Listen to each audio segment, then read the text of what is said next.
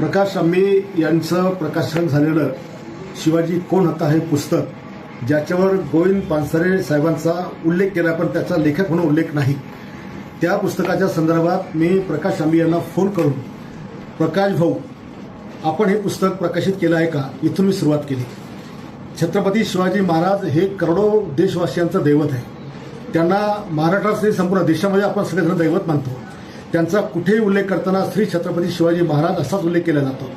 आणि यापूर्वी सुद्धा विधानसभेमध्ये मी राज्यातल्या जेवढ्या संस्था असतील ज्याला शिवाजी नाव असेल त्या शिवाजीच्या ऐवजी छत्रपती शिवाजी महाराज अशा नावाच्या संस्थामध्ये दुरुस्ती करावी आणि हे नाव टाकावं असं आग्रही मागणी मी केली.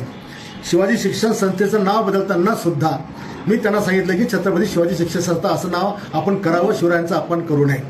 छत्रपती शिवाजी महाराजांच्या विचाराने जगणारे आम्ही लोक आहोत, त्यांच्या नावाने मरणारे आम्ही लोक आहोत आणि म्हणून पदोपदी त्यांचा अपमान आम्ही सहन करणार नाही. या पुस्तकामध्ये कमीत कमी 500 ते 700 वेळेस शिवाजी नावाचा उल्लेख त्याच्यामध्ये केलेला आहे, एकही उल्लेख केलेला आहे. काही ठिकाणी तर शिवाजी महाराज मराठा वंशाचे नव्हते असं पण आहे. काही आणखी आक्षेप आहे. मला त्या पुस्तकाबद्दल माझा काही आक्षेप नाही. ज्यांनी कोणी ते पुस्तक प्रकाशन केलं त्यांनी फक्त छत्रपती शिवाजी महाराज यांचा सन्मानजनक वापर त्या ठिकाणी करावा.